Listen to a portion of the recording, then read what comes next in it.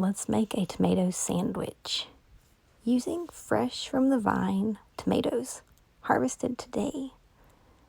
So what I like to do is add some mayonnaise to both sides of my bread.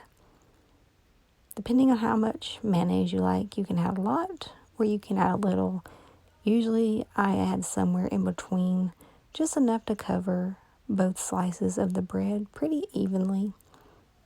Then I go ahead and lie my tomatoes evenly on one slice of the bread, getting a perfect piece on each bite.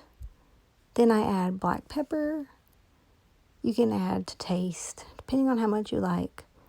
Then add some salt and place the other half of bread on top, sliced diagonally, and you have a delicious farm-to-table tomato sandwich using vine-ripe tomatoes fresh from our little garden.